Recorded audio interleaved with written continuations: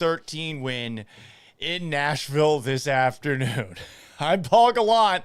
Let's talk about that dub on this edition of the Gallant Says podcast. Hit it! Get it on! A radio show host in Seattle called Paul Gallant. Paul Gallant's wondering the same things a lot of people are. You are definitely living in the hindsight world today, Paul. Do you feel there's been a consistent theme with the interceptions? I think every interception really has a different story. I was just kind of curious what Paul gets to see. You got grow up, mother. Are you kidding me? Paul Gallant, what the hell is wrong with you? Oi!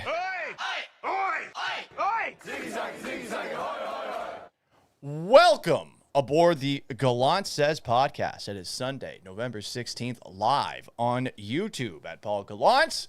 Like this video and subscribe if you could. It's also available on Twitch. Give me a follow, but I'd appreciate a sub.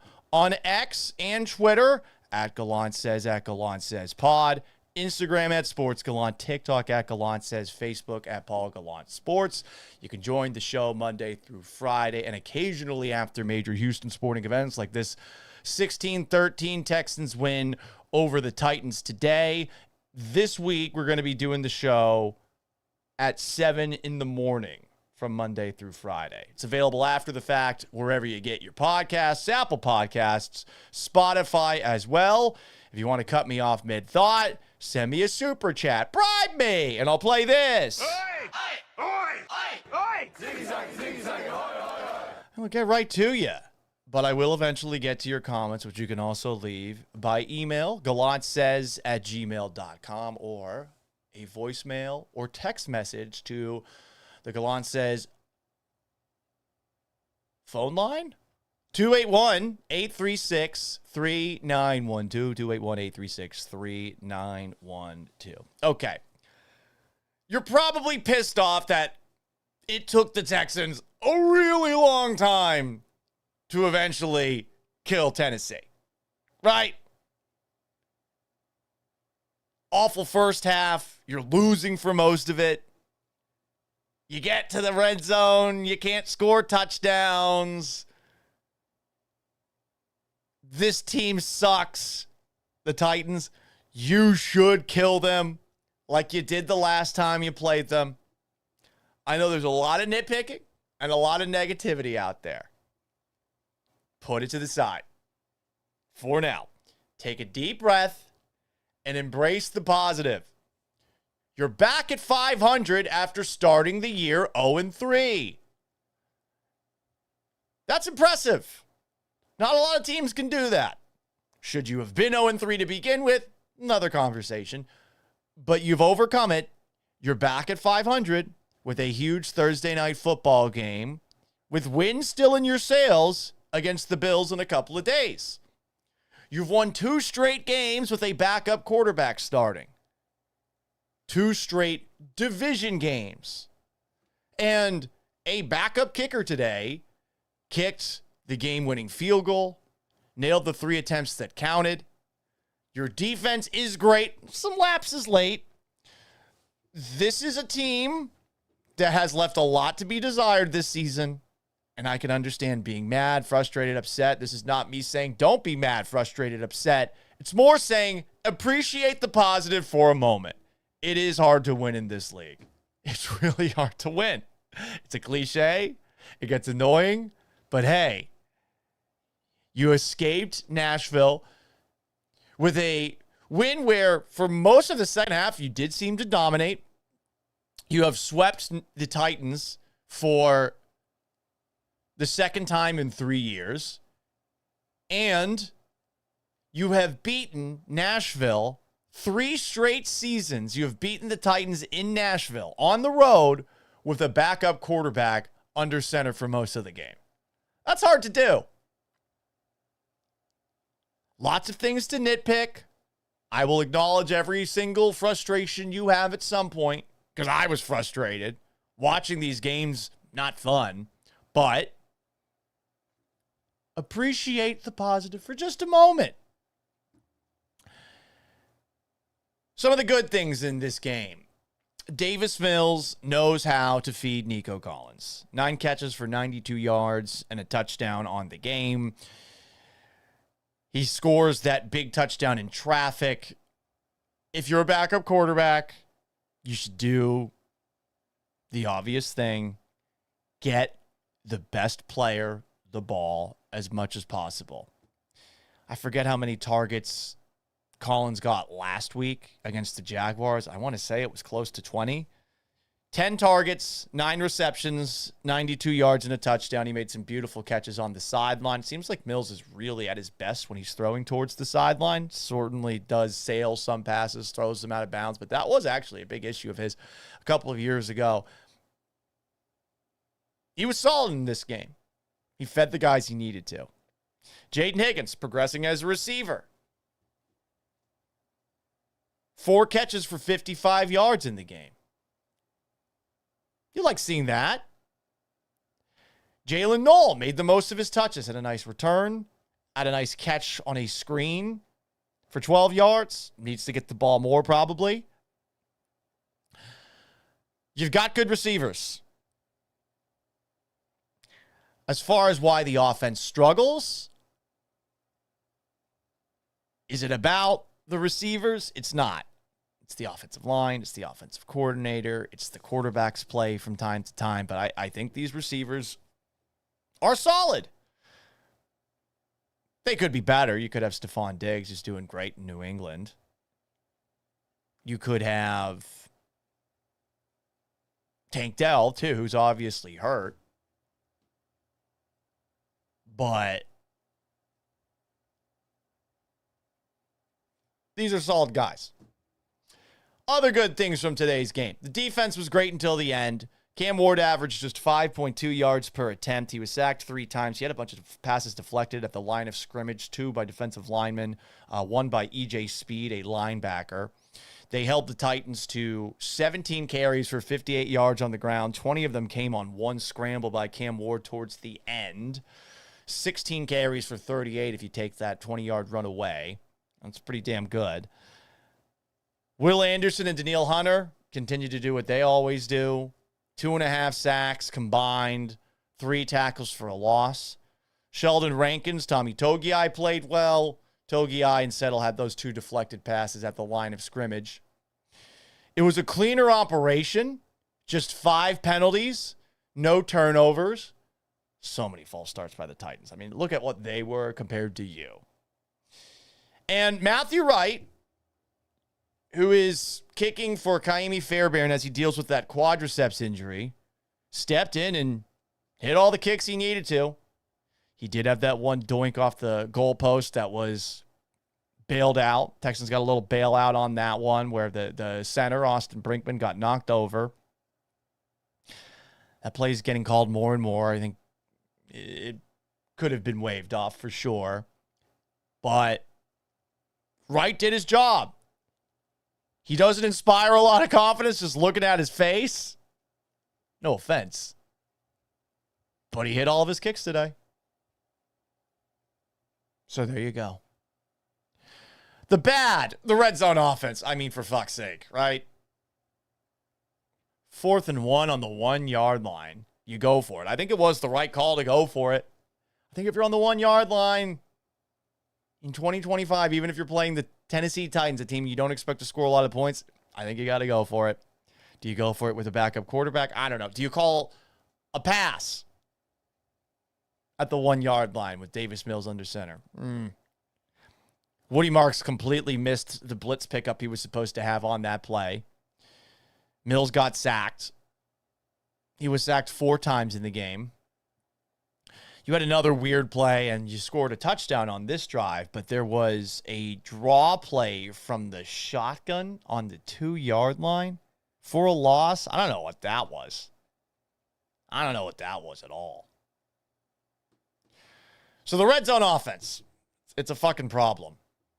The defense, it's great, but I have no idea what the hell happened. That lapse on 3rd and 16, and on that last drive, you're letting the Titans march 95 yards almost to score a touchdown on you. It's 3rd and 16, and you get beat deep? How? It was 4 down territory for Tennessee, but you get beat on a 3rd and 16 on a deep pass? That was a rough moment. It's a great defense, but sort of goes to show you the offense has to help the defense out a little bit, because if the offense doesn't do much all game, one little mistake by the defense could potentially cost them. As far as the Texans' offensive line, they had a new configuration for this game. You had Ariante Ursary playing left tackle. Jarrett Patterson was playing left guard.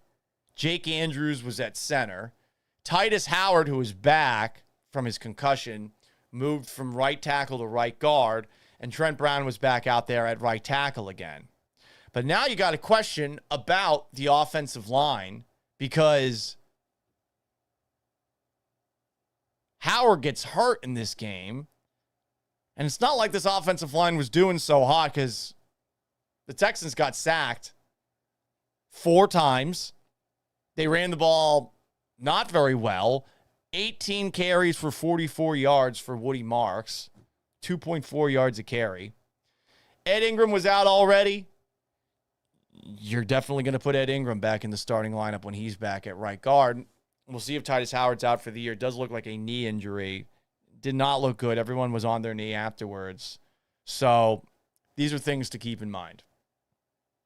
This offensive line, which already has issues, is going to have to continue to shuffle and juggle. And going up against a Bills team that certainly can put up points, you got to wonder how they're going to look. I do feel pretty good about the Texans being able to move the football against that Bills defense, even if Davis Mills is in there. Just given what the Bills have been for the last couple of weeks. They won against the Buccaneers today, 44-32. So that's the good, the bad. I know it's very easy to focus on all the bad coming out of a game like this. And I'm not telling you to look the other way. But there are some positives out of this one, even though this was a game that you did not win with any style points. It's a road win against a team that stinks, sure. But you did it with your backup quarterback. It was a clean operation for the most part. You've won 2 straight games with this backup quarterback, and you're back at 500 after an 0-3 start to the season. It's impressive. Tyler Kill 7401 asks on YouTube, like and subscribe if you haven't already. I just want to know how that guy got open on 3rd and 16 to allow the Titans to score. Yeah, man, he just completely slipped by the defense. I got no idea how he made that happen either. Shout out to JD and Lyra for the likes and the follows on TikTok. Follow me if you're watching along there. Social Anxiety comments, the Texans looked good enough. Yeah. It's lame. It's not fun, but they did look good enough. Jack Hatton says, think I saw you at the Renfest yesterday. Never seen it that packed before. It was packed. It was not the most fun experience for me. A little hungover after that. Jack Haddon also says the Texans squeak out another win. Not pretty, but I'll take it. Mills does his job. Yeah, I think that's a good way to describe him. He does his job. Nothing flashy. But he fed Nico Collins the ball. Finishes 26 of 41 for 274 yards and a touchdown. Sacked 4 times, 6.7 yards per attempt. Not a very good number. But considering this team could not run the football, is that because the Titans have Jeffrey Simmons up the middle? Is that the offensive line? I think he had a solid day. I don't know if the quarterback competition fun that we were having last week is going to have all that much buzz going forward after today's performance, but Mills was solid. He did his job. Social Anxiety comments on TikTok, the Texans look good enough. Bonafide G says, it's a division game. They're all hard. Dale's Mize comments, LOL, quarterback debate, question mark, exclamation point, exclamation point, exclamation point, exclamation point. And Hobby the Farmer says bench Stroud. I'm not going that far. Come on, guys. You want to have CJ Stroud out there for the Thursday night game against the Buffalo Bills, especially if this is a game that could turn into a shootout. I'm not expecting that. I think it's going to be a slow, plodding slugfest of a game. Like today. What is it about the AFC South where every game feels the fucking same? What is it about that? Every single game, it feels like it takes forever. It's slow. It's not exciting. And then on top of that, you're watching it at this Titan Stadium and the shadows are all over the field. You can barely see anything. You don't really want to see anything given how bad the football was. Rough. It's rough. Every single time, these AFC South games. There's just something about them. It feels like they almost don't matter. Tennessee's now 1-9. Texans are 5-5. And if you take a look at the Texans and their record right now at 5-5, with the Broncos up 6-3 on the Chiefs.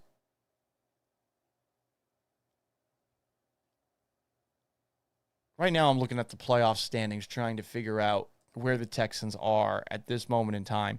They are currently the 9 seed still. The Chargers losing today to the Jaguars, I think, actually helps the Texans out. Texans play the Chargers towards the end of the year, so they'll be able to take care of business there. They have some tough games down the stretch. LA does. They're now 7-4, the 6 seed. Jaguars are 6-4, the 7 seed. Chiefs at 5-4, down 6-3 to the Broncos, are the AFC favorites per Vegas, but they are currently the 8. Trez Wynn says, Titans fans back. Amy Adams Strunk needs to sell. Yeah, man, she sucks. Just like her dad. She sucks. Just a petty person. She won't, though. That's what sucks. Like, she's going to cling on to this thing as long as she can. Forced a bunch of people in Nashville to pay for a new stadium. They get richer by getting real estate built for them by the public. It'll be a concert venue, too. They'll claim that's going to give people jobs. But this petty bitch, to be frank, is the reason you don't have Mike Vrabel. I mean, that sucks. I feel for Titans fans. At least the ones that are in Nashville. The ones in Houston, I do not understand you. I do not understand you for the life of me. Like, why? Why do you root for them if you live here? They left. They left you. PCX 2500U says CJ Stroud come back early so we can bury the Mills Mafia. Yeah, I mean, the Mills Mafia, it's fun. But do they have a point about rolling with Davis Mills over Stroud? I don't think so. Mills wasn't bad today. Mills did his job. Stroud gives you a little bit more. Greg Todd comments, Cougs about to blow this game. I guess the Cougars are playing Auburn still. Wasn't paying attention to that game. As far as games that affect the Houston Texans, let's just roll through all of them. First off, Texans play the Bills on Thursday. Bills beat the Bucks 44-32. Josh Allen, big game, 19 of 30 for 317 yards and 3 touchdowns.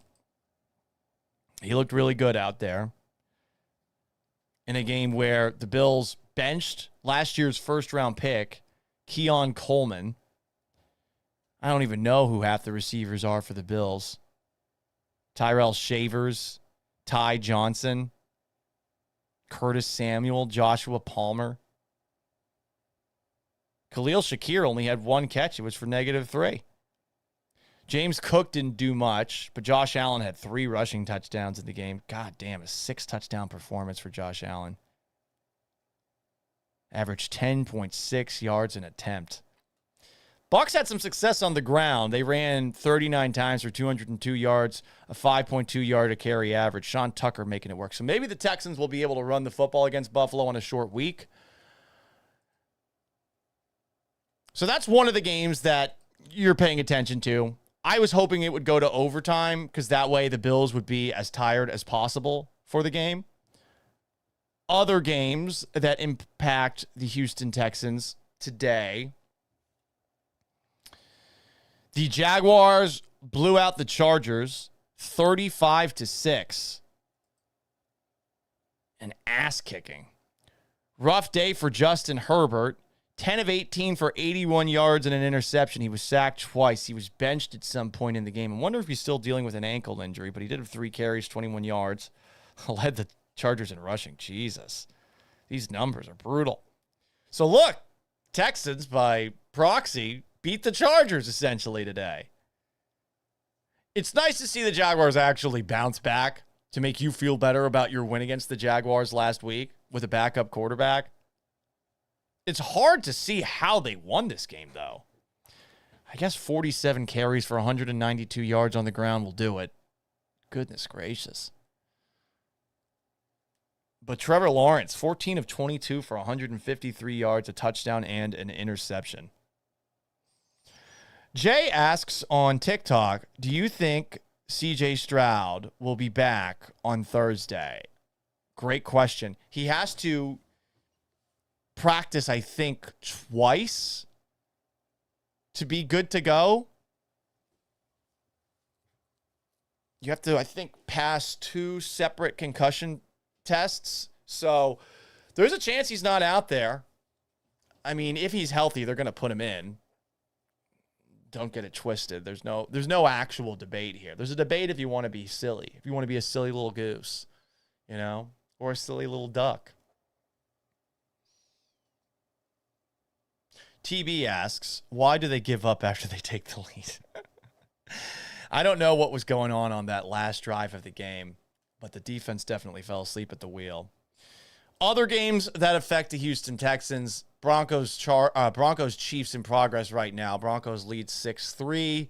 The Ravens, who are creeping up in the AFC rankings at 4-5, they trail the Browns 13-3. That is a good result today. 13-3, the Browns lead, 7:14 to play in the second quarter. Meanwhile, the Steelers beat the shit out of the Bengals earlier today, 34-12, in a game that Jalen Ramsey got ejected because he tried to punch Jamar Chase. I remember seeing that scuffle on Red Zone in the midst of the game. Cougs won. How about that? How about our beloved Cougs? They took down Auburn 73-72. We love to see it.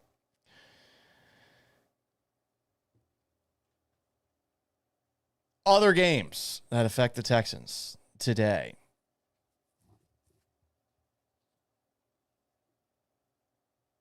Rolling through the scoreboard.